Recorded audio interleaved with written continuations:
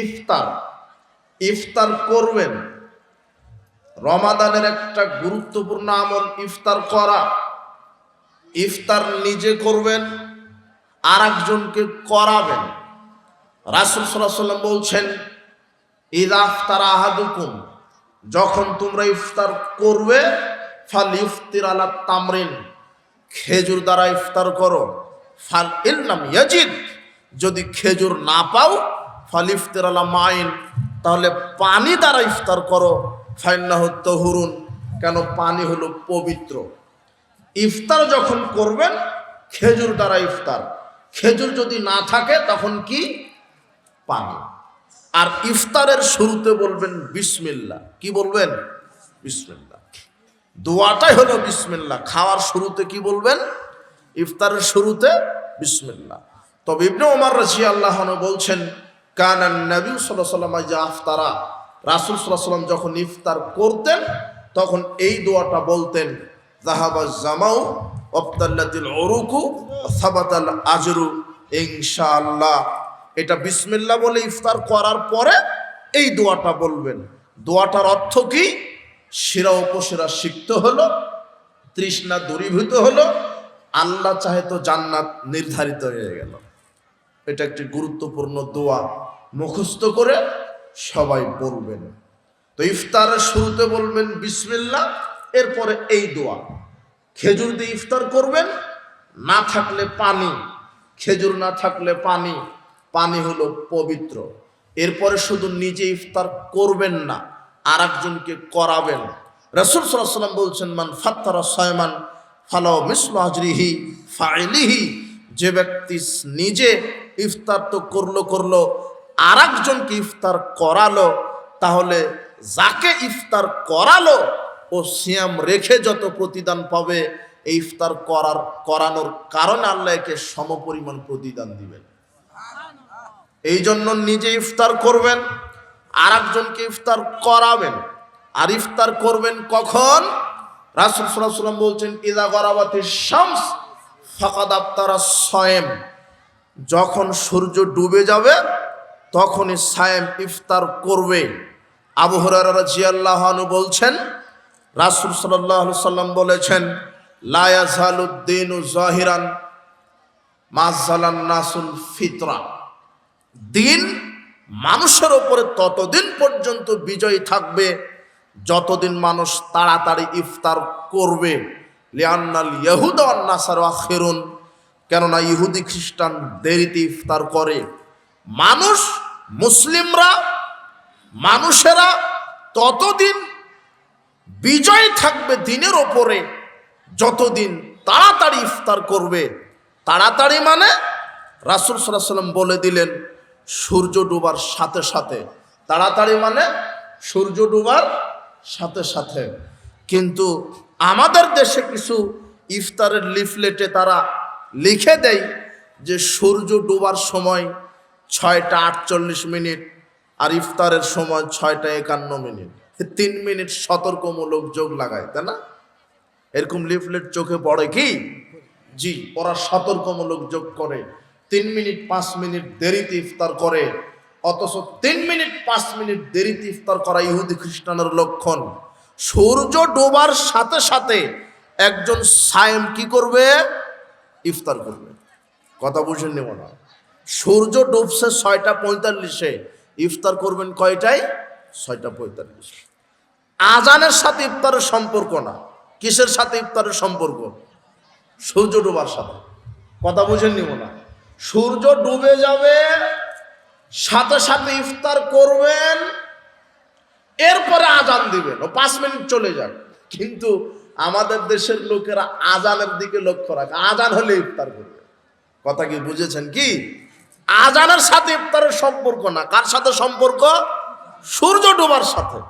রাসূল বলছেন, ইযা গরাবাতিশ শামস, যখন সূর্য ডুবে যাবে, ফাকাদ আফতারা সায়েম, তখনই সায়েম ইফতার করবে। 3 মিনিট সতর্কমূলক যোগ করা। আল্লাহর নবী বলছেন দেরিতে ইফতার করে ইহুদি খ্রিস্টানেরা, এই জন্য সতর্ক বলে কোনো শব্দ নেই। অনেক মানুষ বলে যে পেট কি এত বড় হয়ে গেল, 16 ঘন্টা না খেয়ে থাকতে পারলাম, আর সতর্কমূলক 3 মিনিট 5 মিনিট না খেয়ে থাকতে পারবো না? অত পরহেজগারিতার দরকার নাই। আমরা অত পরহেজগারিতা দেখতে চাচ্ছি না। মুহাম্মদ সাল্লাল্লাহু আলাইহি সাল্লামের সুন্নাহকে মানতে হবে, এতে জেল হোক আর ফাঁসি হোক। কথা বুঝেছেন? রাসূল সাল্লাল্লাহু আলাইহি সাল্লাম বলেছেন যে সূর্য ডোবার সাথে সাথে ইফতার।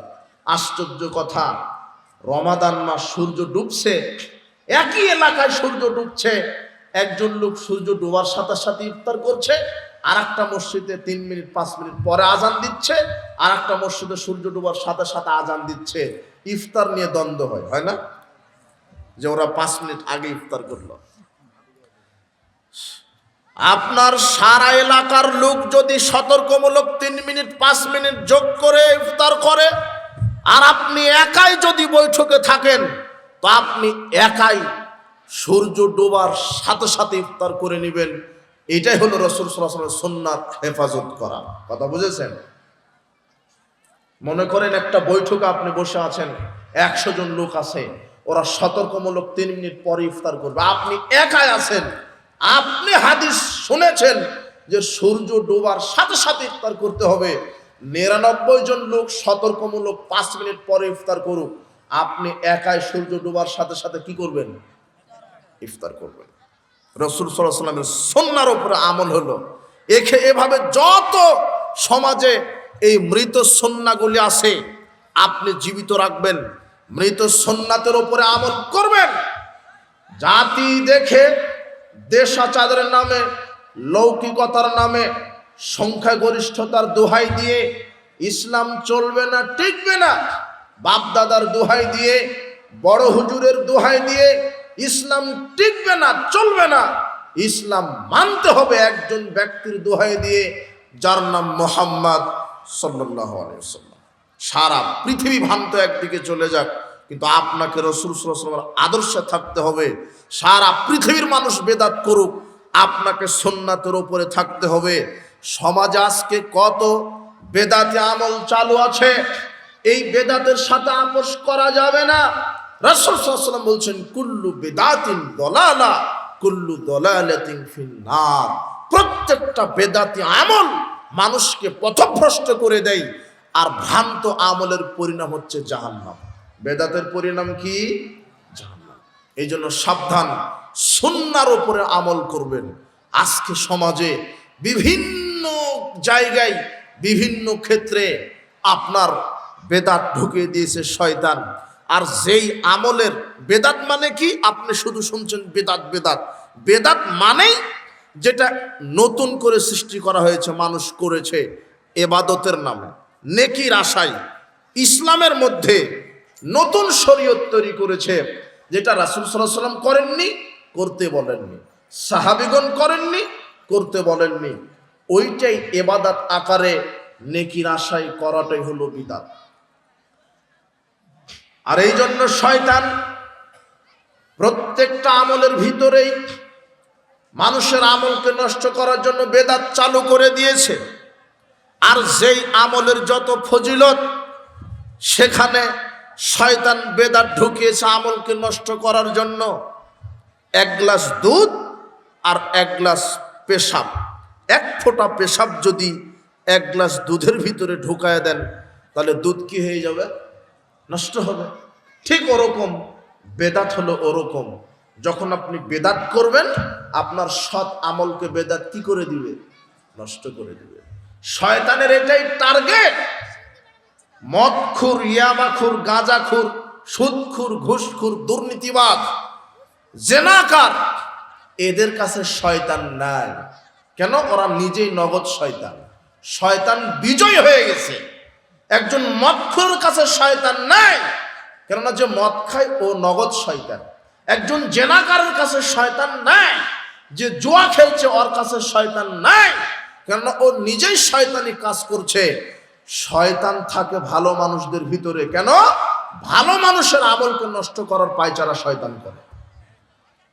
আপনার সালাত কিভাবে নষ্ট করবে, সিয়াম কিভাবে নষ্ট করবে, কোরআন তেলাওয়াত কিভাবে নষ্ট করবে, তাসবিহ তাহলিল কিভাবে নষ্ট করবে, আপনার আমলগুলিকে কিভাবে নষ্ট করবে, এই ধান্দায় থাকে। তাই তো আপনার আমলের ভিতরে শয়তান বেদাত ঢুকিয়ে দিয়েছে। আপনার সমাজে কত বেদাতি আমল দেখবেন। এদেশের মানুষ যখন সালাম দিচ্ছে, আপনার সালামটা হলো একটা আমল। এটা এত গুরুত্বপূর্ণ আমল, রাসূল সাল্লাল্লাহু আলাইহি ওয়াসাল্লাম বলছেন, তোমরা ততক্ষণ ইমানদার হতে পারবে না, তোমরা ততক্ষণ জান্নাতে যেতে পারবে না যতক্ষণ না ঈমান না আনো। তোমরা ততক্ষণ ইমানদার হতে পারবে না যতক্ষণ না পরস্পরকে ভালো না বাসো। আমি কি তোমাদেরকে বলে দিব না কোন আমল করলে পরস্পর ভালোবাসা মহব্বত তৈরি হয়? আমি অবশ্যই বলে দিব, সেটা হলো পরস্পরের মধ্যে সালাম বিনিময় করো বেশি বেশি। সালাম বিনিময় করলে মহব্বত বাড়বে, মহব্বত বাড়লে ঈমান বাড়বে, আর ওই ঈমান তোমাদেরকে জান্নাতে প্রবেশ করাবে। তার মানে সালাম আদান প্রদানের প্রতিদান জান্নাত। কিন্তু এই সালামের এই প্রতিদানটা, নেকিটা শয়তান নষ্ট করার জন্য বেদাত ঢুকিয়ে দিয়েছে। দেখেন, অধিকাংশ সমাজের মানুষ যখন সালাম দিচ্ছে, হাত দিয়ে মুসাফা করছে, 3 হাত 4 হাতে মুসাফা করে, করে না? করে। বুকে হাত দেয়, আবার চুমা খায়। 3 হাত বোঝেন কিনা? 3 হাত 4 হাতে মুসাফা করে। অথচ মুসাফা হবে পরস্পরের 2 হাত। ওনার 1 হাত, আমার 1 হাত, ওনার ডান হাত, আমার ডান হাত। এখানে বাম হাতের কোনো সম্পর্ক নাই। আবু দাউদের 5212 নম্বর হাদিস, রাসূল সাল্লাল্লাহু আলাইহি ওয়াসাল্লাম বলছেন, মা মিন মুসলিমাইনা ইয়ালতাকিয়ানে ফাতাসাফাহান। যখন দুইজন মুসলিম পরস্পরের 2 হাতে মুসাফা করে সালাম বিনিময় করে, ইল্লা গুফিরা লাহুমা ক্বাবলা আন ইফতারিকা, তাদের এই পরস্পরের 2 হাতটা পৃথক হওয়ার পূর্বেই তাদের বিগত সব পাপ আল্লাহ ক্ষমা করে দেন। তাবারানী আওসাতের মধ্যে আরেকটা হাদিস আসছে, ইন্নাল মুমিনা ইযা লাকিয়াল মুমিন, একজন মুমিন যখন আরেকজন মুমিনের সাথে সাক্ষাৎ করে, সাক্ষাতের পরে ফাখাযা বিয়াদিহি, তার 1 হাত ধরে মুসাফা করে, তানাসারাত খাতায়াহুমা কামা ইয়াতানাসারু ওয়ারাকুশ শাজার, তাদের উভয়ের পাপ ওইভাবে ঝরে যায় যেমন গাছ থেকে পাতা ঝরে যায়। কিন্তু শয়তান এই ফজিলতপূর্ণ আমলকে নষ্ট করার জন্য 2 হাত আর দেয়নি। কয় হাত মেরে দেয়? 3 হাত 4 হাত। কথা বুঝলেন আমার? রাসূল সাল্লাল্লাহু আলাইহি ওয়াসাল্লাম বলছেন পরস্পরের 2 হাতে মুসাফা করো, কিন্তু 3 হাত দিয়ে দিলেন। রাসূল সাল্লাল্লাহু আলাইহি ওয়াসাল্লামকে অপমান করা হলো না? এটা হলো বিদআত। যেটা ইবাদত আকারে নাই সেটা আপনি মনে করছেন কেন ইবাদত? রাসূল সাল্লাল্লাহু আলাইহি ওয়াসাল্লাম যেভাবে বলেছেন ওইভাবে আপনাকে ইবাদত করতে হবে। এদেশের প্রায় হাফেজ সাহেব কোরআন তেলাওয়াত শেষ করে বলছে সাদাকাল্লাহুল আযীম, অথচ পৃথিবীতে কোনো হাদিসের পাতাতে জালজয়ী হাদিসও নাই। এটা এমনিতেই বাপ দাদার দোহাই দিয়ে চলছে। পৃথিবীতে যত হাদিসের কিতাব আছে, হাদিসের কিতাবের কোনো পাতাতে আরবিতে একটা জাল হাদিসও বর্ণিত হয়নি যে কোরআন তেলাওয়াত শেষে সাদাকাল্লাহুল আযীম বলতে হবে। অথচ আয়েশা রাদিয়াল্লাহু তাআলা আনহা বলছেন, রাসূল সাল্লাল্লাহু আলাইহি ওয়াসাল্লাম কোরআন তেলাওয়াত শেষ করে এই দোয়াটা বলেছেন, সুবহানাকা আল্লাহুম্মা বিহামদিকা আশহাদু আল্লা ইলাহা ইল্লা আনতা আস্তাগফিরুকা ওয়া আতুবু ইলাইকা। এইটা বলতে হবে। রাসূল সাল্লাল্লাহু আলাইহি ওয়াসাল্লাম এটা বলেছেন, তো আমাদেরকে বলতে হবে কোনটা? এইটা। আপনি রাসূল সাল্লাল্লাহু আলাইহি ওয়াসাল্লামকে অপমান করে ইবাদত করতে পারেন না। এই যে সারা বাংলাদেশ শবে বরাত পালন করা হলো, হালুয়া রুটি বিরিয়ানি বিতরণ করা হলো, সালাতুল আলফিয়া 100 রাকাত সালাত আদায় করা হলো, এর একটা জাল দলিল পৃথিবীতে নাই, এমনিতেই চলছে। শবে বরাত কথাটাই মিথ্যা। সারা বাংলাদেশের সব হুজুর এক জায়গাতে একত্রিত হলে শবে বরাত শব্দটা কোরআন থেকেও দেখাতে পারবে না, হাদিস থেকে দেখাতে পারবে না। হুজুর বলছে যে হালুয়া রুটি খাওয়ার ফজিলত কি?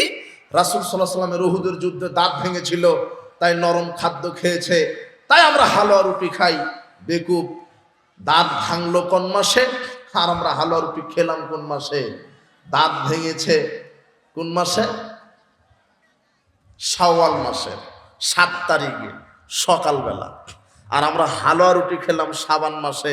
আমরা 1.5-2 মাস আগেই খেয়ে বসে আছি, দাঁত ভাঙার আগেই খেয়ে বসে আছি। কথা বুঝেননি মনে হয়? এদিকে বুঝাবেন কি দিয়ে? 100 রাকাত সালাতের প্রতিযোগিতা করছে, এ ওকে বলে তুমি কত রাকাত পড়লে? তো 50 রাকাত। ও বলছে 80 রাকাত। ও বলছে 99 রাকাত, আর 1 রাকাত বাকি আছে। পড়তে পড়তে এমন ক্লান্ত ঘুমিয়ে গেল, শেষ পর্যন্ত ফজরের সালাতটা আদায় করে না, যেটা ফরজ সেটাই করে না। অথচ এই ভ্রান্ত আমলগুলি চালু আছে। কত ভ্রান্ত আকীদা বিশ্বাস চালু আছে, শবে বরাতের নামে কত ভ্রান্ত আকীদা চালু আছে। এদেশের মানুষ মনে করে শবে বরাতের রাত্রে এদেশের যারা বিধবা নারী আছে এদের আকীদা তাদের স্বামীর রূহ নাকি ফিরে আসে। তাই বিধবা নারীরা ওই যে আগরবাতি মোমবাতি জ্বালিয়ে এক বদনা পানি, যে রুমে মারা গেছে ওই রুমে এক বদনা পানি রেখে দেয়। কেন? ওই বিধবার আকীদা যে তার স্বামীর রূহ এসে ওযু করে নাকি সালাত আদায় করে। কোরআনের দলিলও আছে, তানাজ্জালুল মালাইকাতু ওয়ার রূহ। এই যে আল্লাহ বলছেন এই রাত্রে রূহ নাজিল হয়, মানে কবর থেকে সবার রূহ চলে আসে। অথচ এই রূহ মানে রূহুল কুদুস, ফেরেশতাদের সর্দার জিবরাইল, তিনি এই রাত্রে নেমে আসেন। তাই বলে এটা শবে বরাতের রাত নয়, এটা লাইলাতুল কদরের রাত। কিসের রাত? লাইলাতুল কদর। অনেকে বলে শবে বরাতের রাত্রে কোরআন নাজিল হয়েছে, ভুল ব্যাখ্যা দিচ্ছে যে না। অথচ স্পষ্ট আয়াত, শাহরু রমাদানাল্লাযী উনজিলা ফিহিল কোরআন। কোরআন নাজিল হয়েছে কোন মাসে? রমাদান মাসে। ইন্না আনজালনাহু ফি লাইলাতুল কদর। কোন রাত্রিতে? কদরের রাত্রিতে। তো কদরের রাত কি শাবান মাসে না রমাদান মাসে? শয়তান কিভাবে এদেশের মানুষকে ভুল ভ্রান্ত বেদাতি আকীদা, বেদাতি আমলের মাধ্যমে এদের আকীদাও নষ্ট করেছে শয়তান, আমলগুলিকেও নষ্ট করছে। এই জন্য সাবধান। শাবান মাসের শবে বরাতের নিয়তে একটা সিয়াম রাখা বেদাত। আপনি শাবান মাসে বেশি বেশি নফল সিয়াম রাখেন। রাসূল সাল্লাল্লাহু আলাইহি ওয়াসাল্লাম বলছেন একটা মানুষের 1 বছরের সব আমল পেশ করা হয় শাবান মাসে। কোন মাসে? তাই রাসূল সাল্লাল্লাহু আলাইহি ওয়াসাল্লাম শাবান মাসে বেশি বেশি সিয়াম রেখেছেন। শবে বরাতের নিয়তে সিয়াম রাখবেন না, এমনিতে নফল হিসাবে শাবান মাসে বেশি বেশি সিয়াম রাখবেন। বলছিলাম এইভাবে প্রত্যেকটা আমলে শয়তান বেদাত তৈরি করে দিয়েছে। আজকে একটা ছেলেকে আমি বলছি যে আমাকে টয়লেটে নিয়ে যাও, তখন ওই ছেলে বলছে যে টিস্যু তো নাই, টিস্যু আনতে গেছে। তা আমি বললাম পানি নাই? তো হ্যাঁ পানি আছে। তা আমি বললাম পানিতে তো যথেষ্ট হবে। তো বলছে না, আগে তো টিস্যু নিতে হবে। ওই ছেলের আকীদা কি আগে কি নিতে হবে? আগে টিস্যু অথবা ঢিল নিতে হবে, পানি নেওয়া যাবে না। এই ভ্রান্ত আমল শিখাইছে কে? কোরআন হাদিসের ভুল ব্যাখ্যা দিয়ে এক শ্রেণীর ভ্রান্ত মৌলানা সাহেব, ভ্রান্ত হুজুর, এক শ্রেণীর শয়তানের এজেন্ট যারা বাংলাদেশে পৃথিবীতে কাজ করছে, কোরআন হাদিসের অপব্যাখ্যা করে মানুষকে ভ্রান্ত আমল শিখাচ্ছে। এদেরকে বুঝিয়েছে যে পেশাব করার পর আগে ঢিল টিস্যু নিতে হবে, তারপরে পানি নিতে হবে। অথচ এটা একটা কাঁচা মিথ্যা কথা। পানি থাকলে পানি, পানির বিকল্প ঢিল টিস্যু। কথা বুঝেন নি মনে হয়? কথা বুঝেছেন? পৃথিবীতে আগে ঢিল টিস্যু আসছে না পানি আগে আসছে? তো ঢিল টিস্যু জন্মের আগে কি দিয়ে ইস্তেঞ্জা করেছে মানুষ? কথা বুঝেন? বলছিলাম এর ফজিলত তৈরি করেছে শয়তানের, ফজিলত তৈরি করেছে। জানেন এই ঢিল বা টিস্যুর ফজিলত কি? এদেশের এক শ্রেণীর আলেমেরা বক্তৃতা দেয় যে কুলুক, মানে ঢিল টিস্যু নিয়ে কুলুক নিতে হয়, তাই না? শয়তান এই কুলুকের ফজিলত তৈরি করে বলছে যে এই দুনিয়াতে যার কুলুকের ঢিলা যত বড় হবে, নেকির পাল্লাতে তার নেকি তত ভারী বেশি হবে। কি ফজিলত রে ভাই! এটা কে, এই ফজিলত কে বয়ান করছে? এক শ্রেণীর টুপি দাড়িওয়ালা এই ভ্রান্ত হুজুরেরা। একজন হাজী সাহেব চলে গেছে মক্কাতে হজ করার জন্য। মক্কায় হজ করতে গিয়ে উহুদ পাহাড়ের পাশে পেশাব করতে বসেছে। পেশাব করার পরে উহুদ পাহাড় হলো তার কুলুকের ঢিলা। কি? উহুদ পাহাড়। একজন বলছে হাজী সাহেব কি আপনি পাগল হয়েছেন নাকি? এই উহুদ পাহাড় দিয়ে আপনি ইস্তেঞ্জা করছেন কেন? তো বলছে পাগল আমি না, আপনি। এই কুলুকের ফজিলত জানেন? আমার এই উহুদ পাহাড় হয়েছে হলো আজকে কুলুকের ঢিলা। বিচারের মাঠে আল্লাহ উহুদ পাহাড়কে নেকির পাল্লা উঠায় দেবে। ওই হুজুর শিখাইছে যেমন টঙ্গীর হুজুররা শিখাইছে টঙ্গীর মাঠে গেলেই হজের নাকি হয়। টঙ্গীর মাঠ কেন? কাবা ঘরে গেলেও হজ হবে না। কাবা ঘরে 7 তবক কেন? 100 তওয়াব দিলেও হজ হবে না। আপনি মিনায় গেছেন, হজ হবে না। আপনি মুজদালিফায় গেছেন, হজ হবে না। মাথা মুন্ডন করেছেন, পাথর নিক্ষেপ করেছেন, হজ হবে না। কাবা ঘরে 1000 বার তওয়াব করলে হজ হবে না, যতক্ষণ না 1 সেকেন্ডের জন্য হলো আরাফার মাঠে পা দেওয়া লাগবে। কোথায়? আরাফার মাঠ, যেখানে কাবা ঘর গেলে হজ হয় না। আরে হুজুর বলছে যে টঙ্গীতে গেলে কি হয়? হজ। এটা সহ্য করা যায়? সবাই জানে। ও টঙ্গীর হুজুরকে জিজ্ঞাসা করা হয়েছে যে মক্কা মদিনা থেকে টঙ্গীর মাঠে ইজতেমা আসে কেন? তখন টঙ্গীর হুজুর ফতোয়া দিচ্ছে যে কাবা ঘরে 1 রাকাত সালাত আদায় করলে 1 লক্ষ গুণ নেকি হয়, আর টঙ্গীর মাঠে 1 রাকাত সালাত আদায় করলে 49 কোটি গুণ বেশি নেকি হয়। চিন্তা করেন। দাওয়াতে তাবলীগ একটা বই আছে, আপনি পড়েন, 85 পৃষ্ঠাতে এটা লেখা আছে, দাওয়াতে তাবলীগ। তাহলে এগুলো ভ্রান্ত কথা না? এই ভ্রান্ত বিশ্বাস, ভ্রান্ত আমলগুলি ছড়িয়ে দেওয়া হচ্ছে। কত বেদাতে আমল সমাজে দেখবেন। বলছে জুমার দিনে যদি কেউ 80 বার দরুদ পড়ে তো 80 বছরের পাপ ক্ষমা। এটা ওই ভেজাল আমলে লেখা আছে। বলছে যে তার 80 বছরে যদি পাপ না থাকে তো তার পিতা মাতার 80 বছরের পাপ ক্ষমা। তার পিতা মাতার যদি 80 বছরের পাপ না থাকে তো বলছে যে সারা পৃথিবীর সব মুসলমানের 80 বছরের পাপ ক্ষমা। আপনি বসে বসে সুদ খাবেন, ঘুষ খাবেন, আর একজন হুজুর 80 বার দরুদ পড়বে, আপনার পাপ ক্ষমা হয়ে যাবে। ইসলাম পাগল? কথা বুঝেননি? কত ভ্রান্ত আমল সমাজে আছে, বেদাতে আমল সমাজে চালু আছে। এগুলি থেকে আমাদেরকে ফিরে আসতে হবে। আমি আজকে বেদাতি আমল সম্পর্কে বলতে চাচ্ছি না। রমাদানের বিশেষ বিশেষ আমল বলতে গিয়ে বললাম ইফতার করবেন, ইফতার করাবেন, আর সূর্য ডোবার সাথে সাথে কি করবেন? ইফতার করবেন। এরপরে রমাদানের বিশেষ বিশেষ আমল, কোরআন তেলাওয়াত করবেন, কেননা কোরআন নাজিলের মাস। কোন মাস? এই রমাদান মাস। রাসূল বলছেন সিয়ামুল কোরআন ইয়াশফাআন লিল আবদি, কোরআন আর সিয়াম বান্দার জন্য বিচার মাঠে সুপারিশ করবে। ইয়াকুলুল কোরআন, কোরআন বলবে আয়া রব্বি মানাতু নাওমা বিল লাইল, আমি এই ব্যক্তিটাকে রাত্রে ঘুমাতে দিইনি, রাত জেগে জেগে আমাকে তেলাওয়াত করেছে, ফাশাফিনি ফিহি, আমার সুপারিশ কবুল করো। ইউশাফানে, আল্লাহ সিয়ামের সুপারিশ কবুল করবে, কোরআনেরও সুপারিশ কবুল করে। যে ব্যক্তি সিয়াম রাখত আর কোরআন তেলাওয়াত করত, ওই ব্যক্তিকে আল্লাহ জান্নাতে প্রবেশ করাবে। এই জন্য রমাদানের একটা বিশেষ আমল, বেশি বেশি কোরআন তেলাওয়াত করবেন, কোরআন খতম দিবেন এবং কোরআন বুঝে শুনে পড়বেন। শুধু রমাদান কেন, আর একটা কথা বলি, রমাদান মাস ট্রেনিং এর মাস। রমাদানে আপনি কোরআন তেলাওয়াত করবেন। রমাদানের বিশেষ আমল ফরজ সিয়াম, সাহারি খাওয়া, ইফতার করা, ইফতার করানো, নিয়মিত কোরআন তেলাওয়াত করা, কোরআন বুঝে শুনে খতম দেওয়া। এরপর রমাদানের আরেকটি বিশেষ আমল কিয়ামুল লাইল, তারাবির সালাত আদায় করা।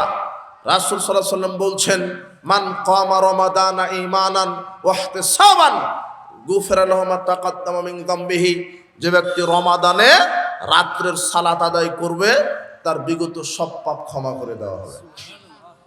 এই জন্য তারাবির সালাত আদায় করবেন, জামাতে হলে জামাতে, অথবা একাকী পড়বেন, একাকী পড়াই উত্তম ভালো। রাত্রে দরজা জানালা বন্ধ করে দিয়ে, লাইট বন্ধ করে দিয়ে অন্ধকারে তারাবির সালাত আদায় করেন। জামাত যেখানে হচ্ছে সেখানে পড়েন, না হলে একাকী তারাবির সালাত আদায় করেন। 8 রাকাত সালাত রাসূল সাল্লাল্লাহু আলাইহি ওয়াসাল্লাম রমাদান এবং রমাদানের বাহিরে 11 রাকাতের বেশি পড়তেন না। হুজুর জাতিকে ধোঁকা দিচ্ছে। হুজুর বলছে যে 8 রাকাত তাহাজ্জুদ, 8 রাকাত তারাবি নয়, 8 রাকাত তাহাজ্জুদ, 20 রাকাত তারাবি। হুজুর জাতির সামনে প্রতারণা দিচ্ছে, অথচ তারাবি শব্দটাই কোরআন হাদিসে নেই। কথা বুঝেননি মনে হয়? যেটা তাহাজ্জুদ ওটাই তারাবি, যেটা তারাবি ওটাই তাহাজ্জুদ। যদি 20 রাকাত তারাবি হয় তাহলে 20 রাকাতও তাহাজ্জুদ হবে, যদি 8 রাকাত তারাবি হয় 8 রাকাতে তাহাজ্জুদ হবে। আপনি এই কথা জাতিকে ধোঁকা দেওয়ার জন্য বললেন কেন যে 8 রাকাত তাহাজ্জুদ 20 রাকাত তারাবি, অথচ টোটালি এটা একটা মিথ্যা অপবাদ। যেটাই তাহাজ্জুদ সেটাই তারাবি, যেটাই তারাবি সেটাই তাহাজ্জুদ। কথা কি বুঝেছেন? রাসূল সাল্লাল্লাহু আলাইহি ওয়াসাল্লাম রমাদানের বাহিরে রমাদানের মধ্যে 11 রাকাতের বেশি পড়তেন না, এটাই ঠিক। কাজেই আপনি রমাদানে রাত্রের সালাত, হাদিস আসছে কিয়ামুল লাইল অথবা তাহাজ্জুদ, আপনি পড়েন 8 রাকাত পড়েন, 1 রাকাত, 3 রাকাত, 5 রাকাত, 7 রাকাত বিতের পড়েন, এটা পড়েন। কাজেই রমাদানের একটা বিশেষ আমল রাত্রের সালাত আদায় করা। এরপরে কি রমাদানের আর একটা বিশেষ আমল লাইলাতুল কদর উদযাপন করা। আল্লাহ সুবহানাহু ওয়া তাআলা বলছেন লাইলাতুল কদর 1000 মাসের চাইতেও কি উত্তম। লাইলাতুল কদর উদযাপন করতে হবে। রাসূল সাল্লাল্লাহু আলাইহি ওয়াসাল্লাম বলছেন তোমরা লাইলাতুল কদরকে মূল্যায়ন করো। রমাদানের শেষ দশকের বেজোড় রাত, শুধু 27 রাত নয়, 21, 23, 25, 27, 29, 5টি রাত কদরের রাত। 5টি রাতকে মূল্যায়ন করতে হবে, যে কোনো এক রাত নয়।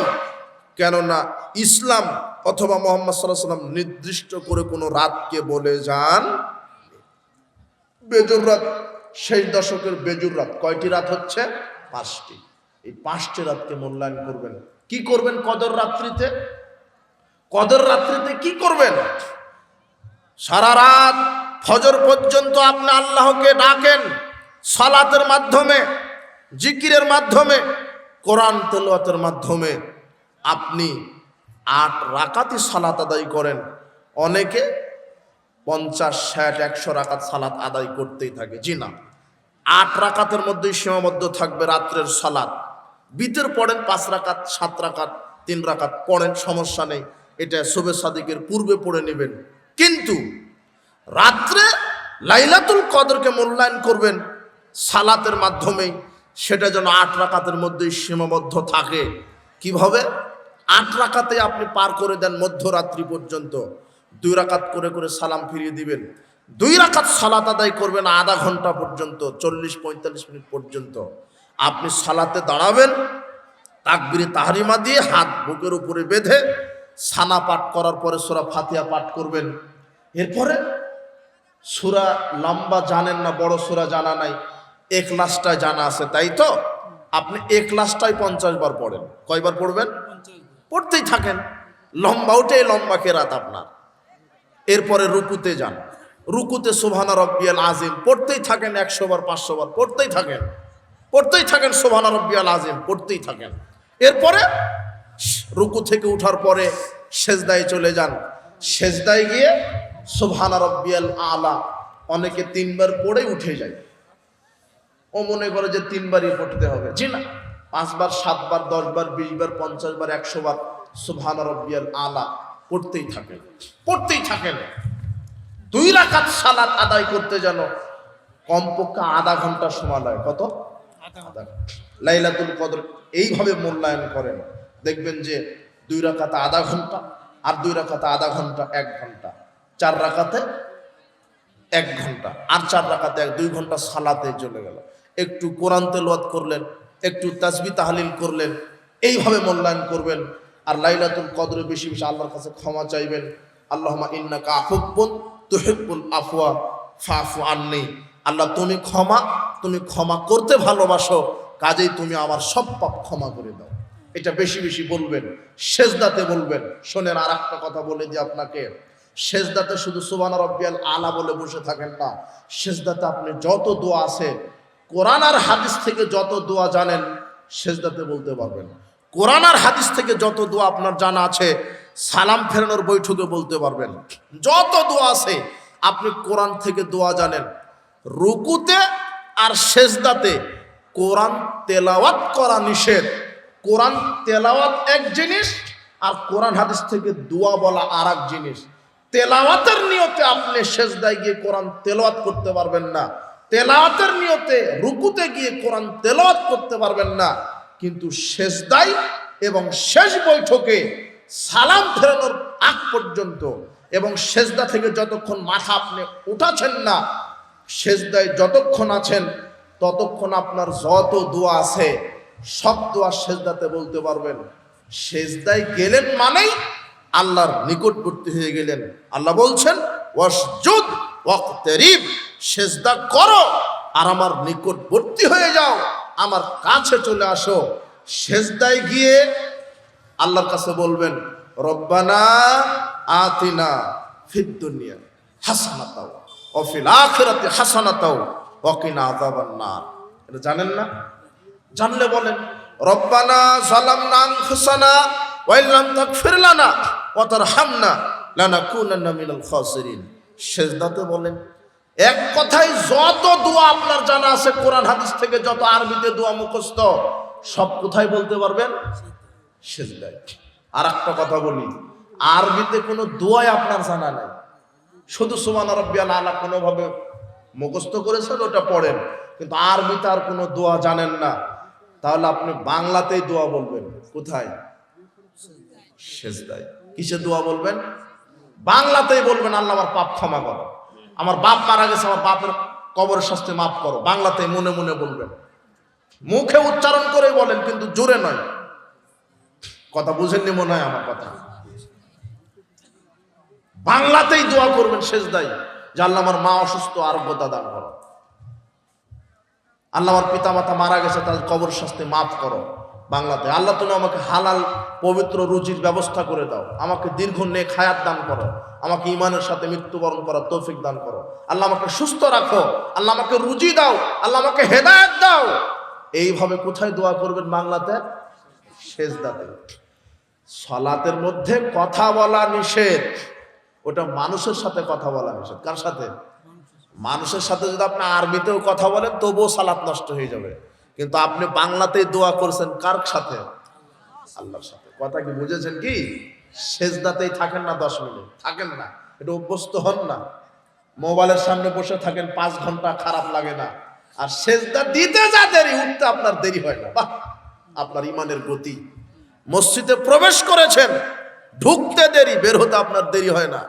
মসজিদে ঢুকেন দুনিয়াবি ব্যস্ততা নিয়ে, সালাত আদায় করেন, ব্যবসার হিসাব করেন, সালাত আদায় করেন, পরিবার নিয়ে চিন্তা টেনশন করেন। জি না, আপনি নিজেকে একটু ফারেক করেন, অবসর সময় বাহির করেন, দীর্ঘ কেরাত, দীর্ঘ রুকু, দীর্ঘ সেজদা, এবং শেষ বৈঠকে যখন বসবেন ওখানেও যত আপনার দোয়া আছে সব দোয়া রব্বির হামহুমা কামা রব্বায়ানি সাগীরা। পিতামাতার জন্য দোয়া, নিজের জন্য দোয়া। আপনি দোয়া করে তারপরে সালাম ফিরাবেন।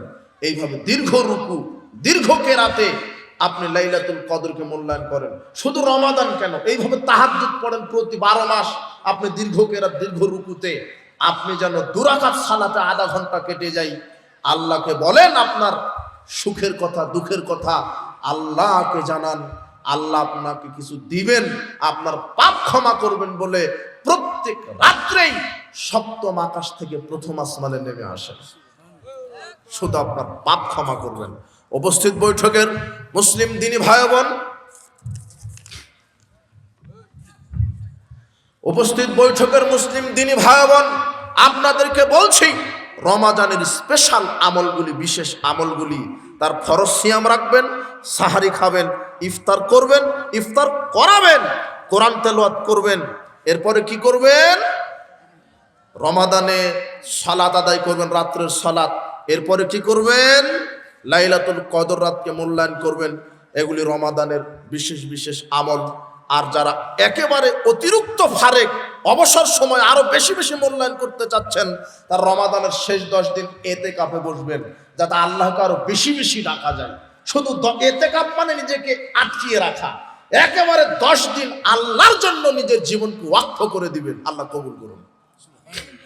10 দিন বেশি বেশি আল্লাহকে ডাকার জন্য, শেষ 10 দিনের বেশি বেশি রহমত বরকত নেওয়ার জন্য, আর লাইলাতুল কদর ধরার জন্য। ইতিকাফে যারা বসে তাদের জন্য লাইলাতুল কদর ধরা খুব সহজ হয়, কেননা 5 দিনই তারা জাগতে পারে, একদিনও মিস যায় না। ওর যদি 21শে রমাদান লাইলাতুল কদর রাত হয়, তাহলে 21 তারিখ সে পেয়ে গেল। 23 যদি হয় 23 তারিখ পেয়ে গেল। 21-23 হলো না, 25 হলো, ও 25ও পেয়ে গেল। সুবহানাল্লাহ। এই জন্য অতিরিক্ত আল্লাহকে সময় দেওয়ার জন্য নিজেকে 10 দিন আটকিয়ে রাখেন, দুনিয়াবি চিন্তা চেতনা বাদ দেন। 11 মাস তো খুব ব্যস্ত থাকেন দুনিয়া নিয়ে, চাকরি নিয়ে, ব্যবসা নিয়ে, খেলতামাশা নিয়ে। রমাদানের মাসটা একটু ফারেক হন, আল্লাহ আমাদেরকে অবসর সময় বাহির করে আল্লাহকে মূল্যায়ন করার তৌফিক দান করুন, রমাদানে ইবাদত করার তৌফিক দান করুন। বলছিলাম এরপরে রমাদানে আর কি কি আমল আছে? অনেক বিশেষ বিশেষ আমল আছে। তার আর একটা আমল যাকাতুল ফিতর আদায় করবেন রমাদানের। রাসূল সাল্লাল্লাহু আলাইহি সাল্লাম আব্দুল্লাহ ইবনে ওমর রাদিয়াল্লাহু আনহু বলছেন, ফারাজা রাসূলুল্লাহ সাল্লাল্লাহু আলাইহি ওয়াসাল্লাম যাকাতাল ফিতরে আলাল আবদুল হুর ওয়া যাকারি ওয়াল উনসা মিনাল মুসলিমিন।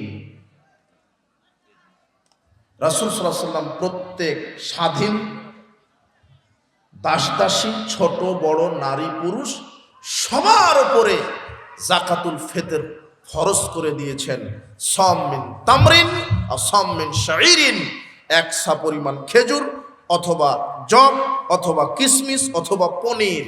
তিনি বলছেন, আমারা বিহা আন তুওয়াদ্দিয়া খুরুজা কাবলা খুরুজান নাসাইলা কাবলা সালাত, ঈদের সালাতে যাওয়ার পূর্বেই যাকাতুল ফিতর আদায় করতে হবে। ঈদের সালাতে যাওয়ার পূর্বেই যাকাতুল ফিতর আদায় করতে হবে। বন্টন করাটাও ঈদের সালাতের পূর্বেই ভালো, কেননা যাকাতুল ফিতরকে খাদ্য বলা হয়েছে, যাতে করে মানুষ ঈদের সালাতের পূর্বেই এটা ফকির মিসকিন নিয়ে খাদ্য হিসেবে ব্যবহার করতে পারে। এখানে আরেকটি কথা, রাসূল সাল্লাল্লাহু আলাইহি ওয়াসাল্লাম যাকাতুল ফিতর আদায় করতে বলেছেন খাদ্যদ্রব্য দ্বারা। কি দ্বারা? এদেশের এই জাতিকে কি দিয়ে আপনি শরীয়ত, সুন্নাত, কোরআন হাদিস বোঝাবেন? এই জাতির এক শ্রেণীর বড় বড় কর্মকর্তা তারা বলছে যে টাকা দিয়েও যাকাতুল ফিতর আদায় করলে হবে, কিন্তু আমরা বলেছি টাকা দিয়ে যাকাতুল ফিতর যদি সারা পৃথিবীর মানুষ আদায় করে হবে না। কেন? মুহাম্মদ সাল্লাল্লাহু আলাইহি ওয়াসাল্লাম বলেছেন কি দ্বারা আদায় করতে হবে? খাদ্যদ্রব্য দ্বারা।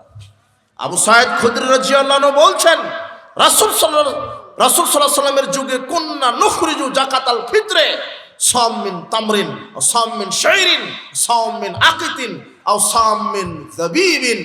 আমরা রাসূল সাল্লাল্লাহু আলাইহি ওয়াসাল্লামের যুগে 1 সা খেজুর অথবা 1 সা পনির, 1 সা কিশমিশ অথবা 1 সা জব দিয়ে আমরা যাকাতুল ফিতর আদায় করেছি। সাম মিন তাম, 1 সা পরিমাণ খাদ্য দ্রব্য দ্বারা আমরা যাকাতুল ফিতর দিয়েছি।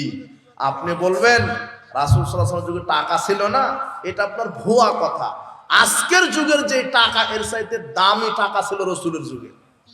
স্বর্ণের টাকা ছিল। কিসের? রাসূলের যুগে টাকা ছিল না। আপনার ভ্রান্ত বানোয়াট কথা। এই জন্য সাবধান, খাদ্য দ্রব্য দ্বারা যাকাতুল ফিতর আদায় করতে হবে। এটা রমাদানের কাফারা, সিয়ামের কাফারা।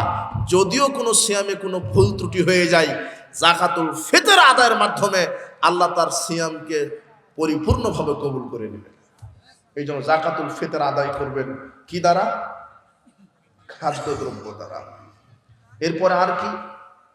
অনেকে যারা যাকাত দিয়ে থাকেন বা ওসর দিয়ে থাকেন, ওসর তো বিভিন্ন সময় বিভিন্ন ফসলের ওসর, সেটা ভিন্ন কথা, কিন্তু যারা বাৎসরিক একটা হিসাব করে প্রতি বছরের যে যাকাত দিয়ে থাকেন, অনেকেই রমজান মাসে প্রতি রমাদানে কি দিয়ে থাকেন? এই যাকাতের টাকা দিয়ে থাকেন। এই জন্য যাকাতের কথাটা একটু আপনাকে বলি। যাকাত রমাদানে বাহির করবেন, এতে ভালো। রমাদানেই করতে হবে এমন না, বিষয় হচ্ছে যে 1 বছর পর পর। তবে সাহাবীগণ রমাদান মাসেই যাকাতের যারা সামর্থ্য ছিল, রমাদান মাসকে তারা যাকাতের মাস বলতেন। রমাদান মাসকে তারা যাকাতের মাস হিসেবে তারা রমাদানে যাকাতের টাকা বন্টন করে দিতেন তাদের রাষ্ট্রীয়ভাবে। তো যাকাত আপনারা আদায় করবেন, যাদের সামর্থ্য আছে যাকাত দেওয়ার। এরপরও যারা দেয় না, এদের শাস্তি হবে, বিচার মাঠে এদের শাস্তি, জাহান্নামে এদের শাস্তি। যারা সামর্থ্য আছে, নিসাব পরিমাণ সম্পদের মালিক, এরপরও যারা যাকাত দিচ্ছেন না, অর্থ সম্পদ পঞ্জীভূত করে জমা করে রেখেছেন, তাদের জন্য শাস্তি আছে বিচার মাঠে এবং পরকালে জাহান্নাম। অবাক করা শাস্তি।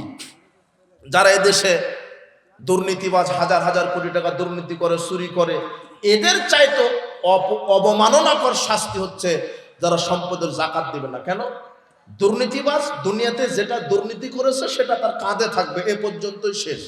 আর হয়তোবা জমি খনন করতে বাধ্য করবে, কিন্তু যে ব্যক্তি তার সম্পদের জাকাত দেয়নি, এই সম্পদকে আল্লাহ বিভিন্নভাবে বলেছেন। হাদিসে রাসূল সাল্লাল্লাহু আলাইহি ওয়াসাল্লাম বলেছেন, স্বর্ণরৌপ্যকে লোহার আগুনের বলয় তৈরি করবেন, বল। এই স্বর্ণরৌপ্যকে আগুনের বল তৈরি করে ওই ব্যক্তিটার কাঁধে রেখে দিবেন, ওই আগুনের বলটা স্তনভেদ করে বের হয়ে যাবে। এটা বিচারের মাঠের ঘটনা, জাহান্নামে যায়নি এখনো। যে সম্পদের জাকাত দিবে না তার শাস্তি বিচারের মাঠের। আর কিভাবে বলেছেন রাসূল সাল্লাল্লাহু আলাইহি ওয়াসাল্লাম, মান আতাহুল্লাহু মালান ফালাম ইয়াদ্দা যাকাতাহু, যাকে আল্লাহ সম্পদ দিয়েছে, নেশাব পরিমাণ মালিক করেছে, অথচ যেই ব্যক্তিটা জাকাত আদায় করেনি, মুসিলালাহু মালুহু ইয়াউমাল কিয়ামাতি সুজাআন, আল্লাহ তার সম্পদকে বিচার মাঠে টেকো মাথা বিশিষ্ট সাপে রূপান্তরিত করবেন। আকরা বিজাবিবাতানে, আকরা লাহু বিজাবিবাতানে, যেই সাপের চোখের উপরে দুটা কালো দাগ থাকবে। তারপরে কি? সুম্মা ইউতাওয়াকুহু, এরপরে আল্লাহ ওই সাপকে তার গলায় পেঁচিয়ে দিবেন। সুম্মা ইয়াখুযু বিল হিজমাতা হিয়ানি বিশিদকাইহি, আর ওই সাপটা তার গালে সবল দিয়ে বলবে, আনা মালুকা আনা কানজুকা, আমি তোমার সঞ্চিত সম্পদ, তুমি আমার জাকাত আদায় করনি। দেখেন, যারা জাকাত সম্পদের দিবে না, অনেক মানুষ আছে এরা তাহাজ্জুদ পড়ে, হজ করে, সালাত আদায় করে, কিন্তু সম্পদের কি দেয় না? জাকাত দেয় না। এদের এই বিচার মাঠের শাস্তি। আর পরকালে জাহান্নামে কি শাস্তি? আল্লাহ বলছেন, ওয়াল্লাযীনা ইয়াকনিযুনা আয-যাহাবা ওয়াল ফিদ্দাতা, যারা স্বর্ণ এবং রৌপ্যকে জমা করে, ওয়ালা ইউনফিকুনাহা ফিস সাবিলিল্লাহ, যারা আল্লাহর রাস্তায় এভাবে জাকাত দেয় না, ফাবাশশিরহুম বিআযাবিন আলীম, তাদেরকে কঠিন শাস্তির সুসংবাদ দাও। ইয়াওমা ইউহমা আলাইহা ফি নারি জাহান্নামা ফাতুকওয়া বিহা জিবাহুম ওয়া জুনুবুহুম ওয়া জুহুরুহুম। আল্লাহ বলছেন, যারা সম্পদের জাকাত দিবে না, এই সম্পদগুলি বিচার মাঠে বিশাল আগুনের লোহার বলয় তৈরি করে, ডান্ডা তৈরি করে তার কপালে, তার পাজরে, তার পৃষ্ঠে এইভাবে সিল মারা হবে, আর বলা হবে, হাযা মা কানাসতুম লিআনফুসাকুম আনফুসিকুম, এগুলি হচ্ছে তোমার দুনিয়াতে জমানো সম্পদ, ফাযুকু মা কুনতুম তাকনিজুন, এখন তুমি স্বাদ গ্রহণ করো। এর চাইতে অপমান তার জন্য আর কি হতে পারে? যারা এই পৃথিবীতে স্বর্ণরৌপ্য জমিয়ে রাখে, সম্পদের জাকাত দেয় না, তাদেরকে আল্লাহ এইভাবে জাহান্নামে লোহার ডান্ডা তৈরি করে তাদের কপালে পিঠে ছিল মারবেন, আর বলা হবে, এখন স্বাদ গ্রহণ করো, সম্পদের জাকাত আদায় করনি। এই জন্য যারা স্বর্ণরৌপ্যের মালিক, স্বর্ণরৌপ্যের জাকাত দিবেন। নেশাবটা কি, পরিমাণটা কি? স্বর্ণ যদি কারো বাড়িতে ঘরে 7.5 ভরি স্বর্ণ থাকে, কত ভরি? 7.5 ভরি, তাহলে বাজার মূল্যে জাকাত দিতে হবে। স্বর্ণের জাকাত মানে স্বর্ণের মূল্য বর্তমানে, যেই বর্তমান মূল্যে স্বর্ণ 7.5 ভরি স্বর্ণের মূল্য যা হবে, মোটামুটি এখন 1 লাখের উপরে ভরি, তাই না? 1,20,000 মনে হয়ে গেছে। তাহলে 7.5 ভরি স্বর্ণের দাম মোটামুটি 8 লক্ষ 9 লক্ষ টাকা। তো 7.5 ভরি স্বর্ণ যদি আপনার বাড়িতে ঘরে থাকে, তাহলে আপনি বাজার দর হিসাব করবেন যে এখন বর্তমানে 7.5 ভরি স্বর্ণের মূল্য কত। তো আপনি হিসাব জানলেন যে 9 লক্ষ, তাহলে আপনাকে শতকরা 2.5 টাকা হারে বাহির করতে হবে। কত? 2.5 টাকা। হাজারে কত হচ্ছে? 25 টাকা। লাখে 2,500। লাখে কত? 2,500। তাহলে লাখে 2,500 টাকা করে বাহির করে দিবেন। এটা হলো স্বর্ণের নেশাব। আর আর রৌপ্যের নেশাব 52.5 তোলা। স্বর্ণ আপনি দারিদ্র বিমোচনে এই রৌপ্যের হিসাবে জাকাত আদায় করলে আল্লাহ আপনার উপরে বেশি অনুগ্রহ নাজিল করবেন। কেন? রৌপ্যের মূল্য খুবই কম। বর্তমানে 52.5 তোলা রৌপ্যের মূল্য সর্বোচ্চ 60 থেকে 70,000 টাকা। তো একজন মানুষের কাছে 1 বছর খেয়ে পরে যদি 1 বছর পরে তার কাছে 70,000 টাকা জমা থাকে, তাহলে তার উপরে জাকাত কি হয়েছে? সে দিতে পারবে। কথা বুঝেছেন? এই জন্য জাকাত দারিদ্র বিমোচনে ইসলাম, আল্লাহ সুবহানাহু ওয়া তাআলা এই জন্য কোরআন মাজিদে যেখানে সালাতের কথা আসছে সেখানে কিসের কথা আসছে? জাকাত। আকিমুস সালাত ওয়া আতুজ যাকাত। আগে সালাত তারপরে যাকাত। সালাতের পরেই যাকাতের কথা কেন আসলো? আল্লাহ সুবহানাহু ওয়া তাআলা কি অবস্থা দিয়েছেন মানুষকে। রাসূল সাল্লাল্লাহু আলাইহি ওয়াসাল্লামকে আল্লাহ বলছেন, তুমি যেখানেই যাও বা তুমি সাহাবীদেরকে যেখানেই পাঠাও, আগে তাওহীদের দাওয়াত দিবে, এরপরে তাওহীদ মেনে নিলে সালাত। সালাত যখন তারা আদায় করবে তখন বলে দিবে যাকাত আদায় করতে হবে, ধনীদের কাছ থেকে নিতে হবে আর গরিবদেরকে দিতে হবে। কেন জানেন? সালাত আদায়ের সাথে সাথে যাকাত, ইবাদতের পাশাপাশি অর্থের কি সম্পর্ক জানেন? আল্লাহ সুবহানাহু ওয়া তাআলা কত সুন্দর করে অর্থনীতির সমাধান দিয়েছেন। মানুষ যেন দরিদ্র মধ্যে না থাকে। একজন ভিক্ষুক, একজন এতিম, একজন অসহায়, একজন মিসকিন, সে যখন সালাতে দাঁড়াবে, ও আল্লাহু আকবার বলে সালাতে দাঁড়িয়ে সূরা ফাতিহা পাঠ করছে, রুকুতে গিয়ে সুবহানা রাব্বিয়াল আযীম বলছে, কিন্তু তার পেটে যদি ক্ষুধা থাকে সালাতে তার মনোযোগী আসবে না। তার পেটে ক্ষুধা, অথচ রুকুতে বলছে সুবহানা রাব্বিয়াল আযীম। যখন সে সুবহানা রাব্বিয়াল আযীম বলছে তখন তার স্ত্রীর পরনে কাপড় নাই, তার ছেলেটা চিকিৎসার অভাবে মারা যাচ্ছে, ওই সময় সে সালাতে মনোযোগী হবে। ও রুকুতে গিয়ে চিন্তা করবে, আমার ছেলে অসুস্থ, আমার স্ত্রী পরনে কাপড় নাই। এই জন্য আল্লাহ বলছেন, আমার কোন বান্দা বান্দি যেন সালাতে দাঁড়িয়ে এই অভাবে, এই দারিদ্রতার চিন্তা না করে। এই জন্য রাষ্ট্রের যারা শাসক তাদেরকে আমি আল্লাহ বলে দিলাম, তোমরা রাষ্ট্রীয়ভাবে সালাত ফরজ করবে, আর সালাতের পরেই জনগণের উপরে যাকাত ধনীদের কাছ থেকে নিয়ে গরিবদেরকে বিলিয়ে দিবে, যাতে করে গরিব মানুষ অর্থের অভাব বুঝতে না পারে। যাকাত দিতে আপনি বাধ্য, দান অনুগ্রহ আপনি করতেও পারেন নাও পারেন, কিন্তু ইসলামী রাষ্ট্র যখন আসবে, ইসলামী সরকার, তখন ধনীরা যদি যাকাত না দেয় ওদেরকে পিটিয়ে যাকাত কালেকশন করবে সরকার। কথা বুঝতে পেরেছেন? ওটা বাধ্য, ওটা আপনি জমা করে রাখতে পারবেন না। ওটা হলো দরিদ্র, ফকির, মিসকিন, অসহায়, এদের হক, আপনি ওটা দিতে বাধ্য। এই জন্য নেশাব পরিমাণ সম্পদের মালিক হলে আপনাকে যাকাত দিতে বাধ্য। যদি আপনি যাকাত না দেন তাহলে তো শাস্তি পড়ে আছে। এই জন্য স্বর্ণরৌপ্যের নেশাব ওই রকম। কেউ যদি 5টা উটের মালিক হয় তাহলে 1 বছর বয়সে একটা উট যাকাত দিতে হয়। কেউ যদি 30টা ছাগলের মালিক হয়, 40টা ছাগলের মালিক হয়, তাহলে 1 বছর বয়সে একটা ছাগল যাকাত দিতে হয়। কারো যদি গরু থাকে 30টা গরুর যদি কেউ মালিক হয় তাহলে 1 বছর বয়সে একটা গরু যাকাত দিতে হয়। এগুলি উট, গরু, ছাগল, এগুলির নেশাব। এরপরে ফসলের জাকাত কি? বৃষ্টির পানিতে যদি হয়, পয়সা খরচ না করে এমনিতেই হয়েছে ফসল, তাহলে ওই ফসলের 10 ভাগের 1 ভাগ। আর যদি নিজের সার কীটনাশক খরচ করে যদি ফসল পান, ধান, গম, ভুট্টা যেটা পাচ্ছেন ওটা 20 ভাগের 1 ভাগ, অথবা 18 মণ 30 কেজিতে 1 মণ। 18 মণ 30 কেজির 20 ভাগের 1 ভাগ, অথবা 20 ভাগের 1 ভাগ। কথা বুঝেছেন কি? এটা ফসলের ওসর। আল্লাহ বলছেন, খুয মিন আমওয়ালিহিম সাদাকাতান তুতাহিরুহুম ওয়া তুযাক্কিহিম বিহা। মুহাম্মদ সাল্লাল্লাহু আলাইহি সাল্লাম, আপনি ধনীদের নিকট থেকে তাদের যাকাতের অর্থটা নিয়ে তাদের সম্পদকে পবিত্র করে দেন। যাকাত বাহির করলে ওই সম্পদ কি হয়ে যায়? পবিত্র। আর যেই সম্পদের যাকাত বাহির করা হয় না ওই সম্পদ অপবিত্র। আপনি যেই ফসলের ওসর বাহির করেননি ওই ফসল অপবিত্র। ওই ফসল খেয়ে আল্লাহর কাছে দোয়া করলে দোয়া কবুল হবে না। আপনাকে কি দিয়ে বুঝাবো? 18 মণ 30 কেজি ধান, 18 মণ 30 কেজি শস্য, গম, ভুট্টা, সরিষা, 18 মণ 30 কেজির মালিক আপনি। ওই 18 মণ 30 কেজির 20 ভাগের 1 ভাগ বাহির করতে হবে।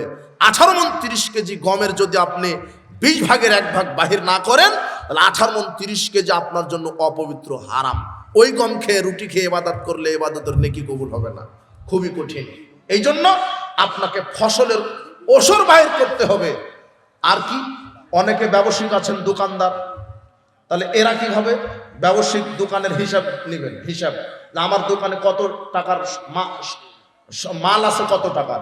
যদি দেখেন যে নিসাব পরিমাণ, স্বর্ণের নিসাব ধরবেন, স্বর্ণের 8-9 লক্ষ টাকার মাল আছে, তাহলে আপনি শতকরা 2.5 টাকা হারে যাকাত দিবেন। যাকাতের অনেক মাসলা মাসাইল, তবে আপনাকে বলে গেলাম যে যাকাত বাহির করতেই হবে। যাদের নিসাব পরিমাণ, যারা সম্পদের মালিক, এরা যদি যাকাত না দেয় এদের ভয়াবহ শাস্তি আল্লাহ রেডি করেছেন। কাজেই আমাদের যারা সামর্থ্য আছে প্রত্যেকেই জাকাত বাহির করবেন। আল্লাহ সুবহানাহু ওয়া তাআলা আমাদেরকে জাকাত বাহির করার তৌফিক দান করুন, আল্লাহ আমিন। আমরা আলোচনা ইতি টানবো শেষের দিকে, তবে সংক্ষেপে সিয়াম ভঙ্গের কারণ আপনাদেরকে বলি। সিয়াম ভঙ্গের কারণ হচ্ছে ইচ্ছাকৃতভাবে খেলে বা পান করলে সিয়াম ভেঙে যায়। ভুল ক্রমে কিছু খেলে পান করলে সিয়াম ভাঙে না। অনেকে ভুল ক্রমে কিছু খেয়ে নিতে পারেন দুই একদিন প্রথমে, তো ওটা ভুল, যদি অনিচ্ছাকৃতভাবে ভুলে যদি খেয়ে নেন পান করেন সমস্যা নেই, কুলি করে ফেলে দেন, সিয়াম রেখে দিবেন, সিয়াম হয়ে যাবে। কিন্তু ইচ্ছাকৃতভাবে খেলে পান করলে সিয়াম ভেঙে যাবে। 2, খাওয়া বা পান করার অন্তর্ভুক্ত বিষয়। কেউ যদি খাওয়া বা পান করার অন্তর্ভুক্ত বিকল্প পথ ব্যবহার করে, স্যালাইনের মাধ্যমে, ইঞ্জেকশনের মাধ্যমে, অর্থাৎ এমন স্যালাইন শরীরে পুশ করা যাবে না, এমন ইঞ্জেকশন নেওয়া যাবে না যেই স্যালাইন বা ইঞ্জেকশনে দেহে খাদ্যের কাজ করে, তাহলে সিয়াম ভেঙে যাবে। তবে রোগের প্রতিষেধক হিসেবে আপনি স্যালাইন অথবা ইঞ্জেকশন নিলে সিয়াম ভাঙবে না। যারা শ্বাসকষ্টের রোগী ইনহেলার ব্যবহার করেন, ইনহেলার ব্যবহার করলে সিয়াম ভাঙে না। যারা রক্ত দিচ্ছেন, রক্ত দিলে সিয়াম ভাঙবে না, তবে রক্ত নিলে সিয়াম ভেঙে যাবে। অনেকে হেজামা করেন, শিঙ্গা লাগিয়ে চিকিৎসা করেন, শিঙ্গা লাগিয়ে চিকিৎসা করলে সিয়াম ভাঙে না। শিঙ্গা লাগিয়ে হেজামা করলে সিয়াম ভাঙে না। রক্ত মানুষকে দিলে সিয়াম ভাঙে না, কিন্তু রক্ত শরীরে নিলে সিয়াম ভেঙে যায়। এরপরে সিয়াম ভাঙের কারণ, ইচ্ছাকৃতভাবে বমন করলে সিয়াম ভেঙে যাবে, অনিচ্ছাকৃতভাবে বমন করলে সিয়াম ভাঙবে না। এরপরে সিয়াম ভঙ্গের কারণ, স্ত্রী মিলন করলে সিয়াম ভেঙে যায়, স্ত্রী মিলন করলে সিয়াম ভেঙে যায়। আর স্ত্রী মিলনের অন্তর্ভুক্ত বিষয় যেমন হস্তমৈথুন করলে সিয়াম ভেঙে যায় ইচ্ছাকৃতভাবে। আর হস্তমৈথুন তো ইচ্ছাকৃতভাবে শয়তানের প্ররোচনায় করে, হস্তমৈথুন করলে সিয়াম ভেঙে যায়। এরপরে যুবকের দিনে ঘুমাচ্ছে, স্বপ্নদোষ হয়ে গেছে, ও মনে করেছে স্বপ্নদোষ হলে সিয়াম ভেঙে যায়। না, স্বপ্নদোষ হলে সিয়াম ভাঙে না, স্বপ্নদোষ হলে সিয়াম ভাঙে না। গোসল করবে, পবিত্র হবে, সালাত আদায় করবে, ইফতারের সময় ইফতার করবে, সিয়াম পরিপূর্ণ হয়ে যাবে। স্বপ্নদোষ হলে সিয়াম ভাঙে না। তারপরে কি সিয়াম ভঙ্গের কারণ, হায়েজ নেফাস শুরু হলে সিয়াম ভেঙে যায়। একটা মহিলার যখন ঋতু হায়েজ শুরু হয়েছে তখন সিয়াম ভেঙে গেছে। সূর্য ডুবতে বা 1 মিনিট দেরি, ওই সময় যদি হায়েজ হয় তাহলে ওটাই সিয়াম বাতিল, ভেঙে গেছে। হায়েজ নেফাস হলে কি হয়? সিয়াম ভেঙে যায়। এগুলি সিয়াম ভঙ্গের কারণ। তবে আমরা যে সমাজে শুনি যে সিয়াম অবস্থায় টুথপেস্ট দিয়ে ব্রাশ করা যাবে না, ওটা মিথ্যা কথা। আপনি ব্রাশ দিয়ে ব্রাশ করতে পারেন, কোনো সমস্যা নেই।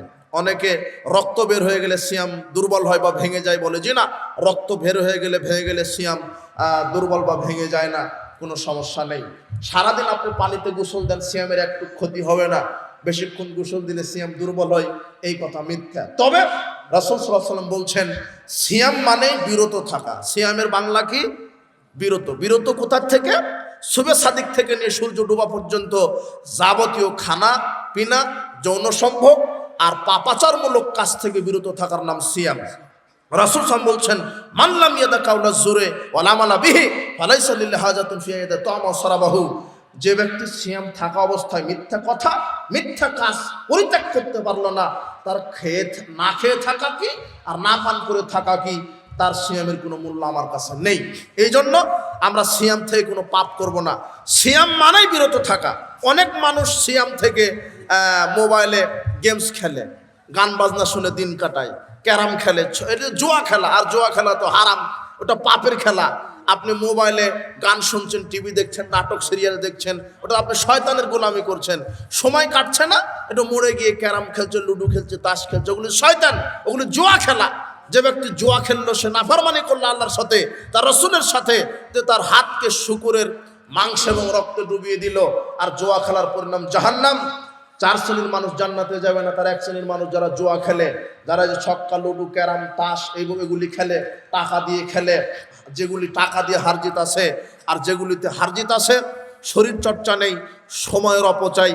এই যে ক্যারাম খেলো, ছক্কা, লুডু, আর এখন যুবকেরা মোবাইলে গেমস খেলছে, অনেক গেমস, এগুলি জুয়া খেলা, পরিণাম জাহান্নাম।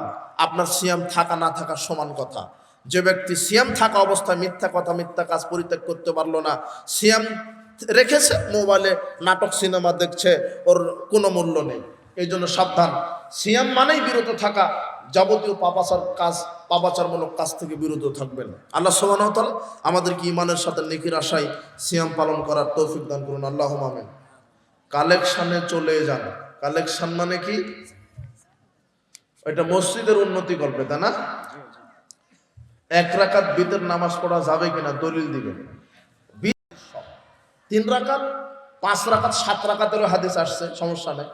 তবে বিতরের অধ্যায়গুলিতে অধিকাংশই কয় রাকাতের পক্ষে হাদিস আছে? বিতর মানে 1 রাকাত, বিতর মানে বেজুর, বিতর মানে কি? এমনকি আবু দাউদের 1416 এবং 1422 নম্বর হাদিসে আসছে, রাসূল সাল্লাল্লাহু আলাইহি ওয়াসাল্লাম বলছেন, ইন্নাল্লাহা বিতরুন ইউহিব্বুল বিতরা। আল্লাহ হলেন বেজুর, আল্লাহ বেজুরকে ভালোবাসেন। ফাউসিরু ইয়াহলাল কোরআন, অতএব হে কোরআনের অধিবাসীরা তোমরা বিতের পড়ো। আল্লাহ হলেন বিতের, আল্লাহ হলেন বেজুর। তো আল্লাহ কয় বেজুর? না 3 বেজুর? তাহলে এই হাদিস কি দিয়ে বুঝাবেন জাতিকে? তাই বলে 3 রাকাত পড়া যাবে না এটা নয়, 3 রাকাতেরও হাদিস আসছে, 5 রাকাতেরও হাদিস আসছে, 7 রাকাত পড়েন, কিন্তু অধিকাংশ 1 রাকাতের পক্ষে। 1 রাকাতের হাদিসই বেশি, কথা বুঝেছেন? আপনি বুখারীর 990, 995, আপনি আবু দাউদের 1416, 1422, রাসূল বলছেন আল বিত্রু আলা কুল্লি মুসলিমিন, আল বিত্রু হাক্কুন আলা কুল্লি মুসলিমিন। রাসূল বলছেন প্রত্যেকটা মুসলিমের উপরে বেতের পড়া কর্তব্য, হক, সে পড়বে। মাইয়াফআল মান আহাব্বা, যে ব্যক্তি চায় 1 রাকাত পড়ুক, যে ব্যক্তি চায় 3 রাকাত পড়ুক, যে ব্যক্তি চায় 5 রাকাত পড়ুক, স্পষ্ট হাদিস আসছে। তো পড়েন 5 রাকাত, 3 রাকাত, 1 রাকাত, তবে অধিকাংশই 1 রাকাত। রাসূল সাল্লাল্লাহু আলাইহি ওয়াসাল্লাম 1 রাকাতই বেশি পড়তেন, 3 রাকাতও পড়তেন, তবে 1 রাকাত বেশি বেশি পড়তেন। এই আমার প্রশ্ন হলো, প্রসাবের পর আপনি টিস্যু নিয়ে 2 থেকে 1 মিনিট পর টিস্যুটা আমার হাতে দিবেন। যদি টিস্যু ভিজা না থাকে তাহলে আমি আজ থেকে টিস্যু ব্যবহার করব না। হ্যাঁ, কি বুঝালো?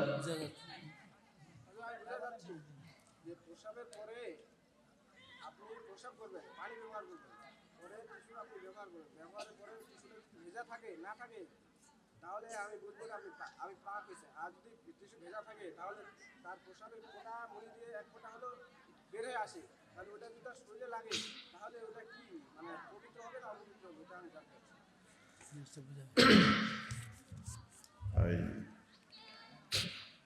টিস্যু নিলে আর বের হয় না, তাই না? হয়, কিন্তু আপনি এটা টিস্যুটা তো ব্যবহার আর আপনি ওটা মনে করেন যে প্রসাব মানুষের পুরুষ লিঙ্গ হচ্ছে বাঁকা, ওটা অনেকের রোগের কারণে হতে পারে, ওটা তো সবার না। না, ওটা আপনি কিভাবে বুঝবেন? না, ওইটা যুক্তি দিয়ে আপনি টিস্যুর দলিল নিয়ে আসতে পারবেন না। হ্যাঁ, পানির বিকল্প টিস্যু, পানি যদি না থাকে তখন ঢিল টিস্যু নিলেই যথেষ্ট হয়ে যাবে।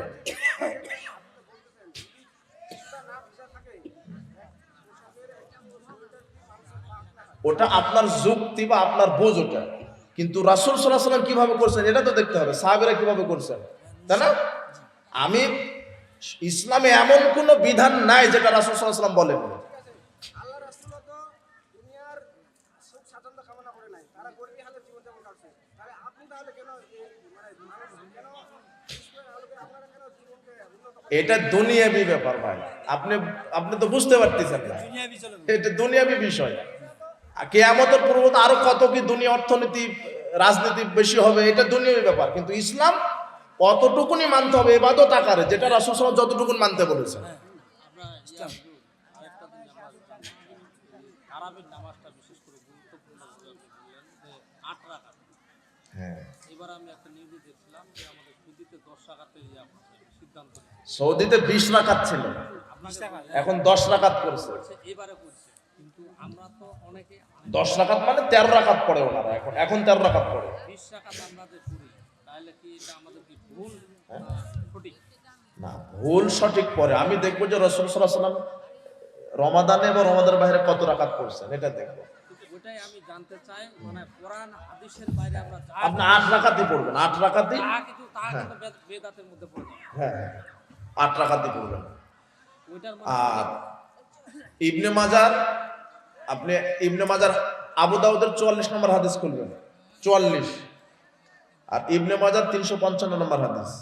আরেকটা আমি প্রশ্ন করছি যে এটা মানে সূরা 15 নাম্বার আয়াত, যে এখানে কি বলছে যে যারা এটা আমরা একটু ব্যাখ্যা দিবেন না, যে যারা দুনিয়ার স্বাচ্ছন্দ্য কামনা করে, এখানে কি দেখছে আল্লাহ বলছে যে আমি তাদের আশা আকাঙ্ক্ষা এখানে পুরা করে দিই, কিন্তু আখিরাতে তাদের আমল ছাড়া কিছুই নাই। হ্যাঁ, এখানে যারা আমল করবে সব কিছু ধূলিসাৎ হয়ে যাবে। এটা আমি একটু সূরা হুদের 15 নম্বর কোন সূরার ওটা আয়াত? সূরা হুদ 15 নম্বর আয়াত। হ্যাঁ, ফামান কানা ইউরিদু জিনাতাদ দুনিয়া, যে ব্যক্তি দুনিয়ার, ওই আয়াতটা, যে ব্যক্তি দুনিয়ার সুখ কামনা করবে, শান্তি, দুনিয়াকে নিয়ে ব্যস্ত থাকবে, এর মানে পরকালকে ভুলে গিয়ে, পরকাল থেকে মুখ ফিরিয়ে নিয়ে শুধু দুনিয়ার প্রতি জীবন নিবন্ধ করবে। এরকম অনেক আয়াত আছে আরো সূরা নাবার মধ্যে অথবা নাজিয়াতের মধ্যে আসছে, ওয়াসারাল হায়াতাদ দুনিয়া, যে ব্যক্তি দুনিয়ার জীবনকে প্রাধান্য দিল, ফাইনাল জাহিমা হিয়াল মাওয়া, তার থাকার জায়গা জাহান্নাম। যে ব্যক্তি দুনিয়ার জীবনকে কি দিল? প্রাধান্য দিল, তার থাকার জায়গা কি? তো এর অর্থ হচ্ছে, এর ব্যাপারে হাদিস দেখতে হবে, ব্যাখ্যা দেখতে হবে। দুনিয়ার জীবনকে প্রাধান্য দিল মানে পরকালকে ভুলে থেকে। কোথায় থেকে ভুলে থেকে? পরকাল। পরকাল থেকে ভুলে থেকে, আল্লাহ, তার নবী, তার কবর, কিয়ামত, আখিরাত, এগুলি ভুলে থেকে শুধু দুনিয়া নিয়ে ব্যস্ত। এই ব্যক্তির জন্য বলা হয়েছে যে দুনিয়ার সুখ স্বাচ্ছন্দ্য কামনা করে, পরকালকে ভুলে থেকে। ওই হুদের আয়াতের মধ্যে আসছে। হ্যাঁ, ওই আয়াতটা ভালো করে পড়বেন। আপনি প্রথম অংশ পড়লেন, শেষের অংশ পড়লেন না। প্রথম অংশ বলছে কি, যে ব্যক্তি দুনিয়ার সুখ স্বাচ্ছন্দ্য কামনা করে, পরকালকে ভুলে থেকে। আরেকটা হাদিস বলছে যে আমি মানুষকে দুইটা চিন্তা একত্র হয় না, কাউকে দুনিয়ার চিন্তা দেয়, কাউকে আখিরাত চিন্তা দেয়, দুইটা চিন্তা তো একত্র হতে পারে না, আপনি না, এটার মধ্যে ইয়া আছে, যে এক শ্রেণীর মানুষ আছে যে দুনিয়ায় তো তার ভালো হবে এবং আখেরাতেও ভালো হবে, আর এক শ্রেণীর মানুষ আছে সে দুনিয়াতে কষ্ট পাবে, আখেরাতে শান্তি পাবে, আর এক শ্রেণীর মানুষ আছে সে আখেরাতে শান্তি পাবে, দুনিয়াতে কষ্ট পাবে। 3 শ্রেণীতে ভক্ত আছে মানুষ। ঠিক আছে। আপনার শুধু এক অংশ দেখলে হবে না, যারা পরকালকে ভুলে শুধু দুনিয়া নিয়ে ব্যস্ত থাকে, তাদের ব্যাপারে ওগুলো আয়াত আসছে। ওসমান রাদিয়াল্লাহু আনহু ধনী ব্যক্তি ছিলেন, অনেক সাহাবী। ওসমান রাদিয়াল্লাহু আনহু কি ব্যক্তি ছিলেন? ধনী ব্যক্তি ছিলেন। ওসমান রাজি তাবুকের যুদ্ধে 15,000 উট একাই দান করছে। তো বাংলাদেশ সরকারও তো রাজি হবে না। তার মানে ও কি জাহান্নামে যাবে? দুনিয়ার তার অনেক সম্পদ ছিল, কি জীবনী তাদের। মুসাব বিন উমাইর প্রতিদিন শার্ট প্যান্ট চেঞ্জ করছে। হ্যাঁ, এর মানে এই নয় আপনাকে বিলাসিতা হওয়া হবে না। বিচার মাঠে আল্লাহ আপনার ইনকাম হিসাব নেবেন, আয় হিসাব নেবেন, ব্যয় হিসাব নেবেন। আপনার আরেকটা হাদিস আপনাকে শোনা, রাসূল বলছেন 2টা ব্যক্তিকে দেখে হিংসা করা যায়। কয়টা? বুখারী মুসলিমের হাদিস। একটা হচ্ছে ওই ব্যক্তিকে দেখে হিংসা করা যায় যে ব্যক্তিকে আল্লাহ হাজার হাজার কোটি কোটি টাকা দান করছে। ওই ব্যক্তিকে দেখে হিংসা করব কেন? যে আমিও কোটি কোটি টাকার মালিক হব এবং আল্লাহ রাস্তায় টাকাগুলি দান করব। এই জন্য আমাকে অর্থ ইনকামের জন্য প্রতিযোগিতা করতে হবে। তার মানে পরকাল ভুলে না, ইবাদতকে বাদ দিয়ে না। আমাকে সালাতের সময় 5 ওয়াক্ত সালাত, রমাদানের সিয়াম, ঠিকমতো কোরআন তেলাওয়াত, ঠিকমতো তাসবিহ তাহলিল, এরপর আমি ব্যবসা করব, রাজনীতি করব, অর্থনীতি করব, সমাজনীতি করব, টাকা ইনকাম করব, তবে হালাল পথে। কোটি কোটি টাকা ইনকাম করব, তবে কি পথে? হালাল পথে, এবং হালাল পথে ব্যয় করব। তার মানে এই নয় যে আমাকে ধনী হওয়া যাবে না, ওটা নয়। যারা শুধু একেবারে দুনিয়া নিয়ে ব্যস্ত, দুনিয়ার চিন্তা নিয়ে ব্যস্ত, পরকাল থেকে ভুলে গাফেল, ইবাদত থেকে গাফেল, পরকাল থেকে গাফেল, কোরআন থেকে গাফেল, আল্লাহর শরণ থেকে গাফেল, এদের জন্য বলা হয়েছে এদের পরিণাম বিচার মাঠে কি? জাহান্নাম। আল্লাহ আমাদের সঠিক বুঝদান করুন। বারাকাল্লাহু ফিকুম। কালেকশন, এই যুবকেরা কি করবে? কালেকশন অনেক লোক চলে গেছে, তো মসজিদের জন্য দান করেন।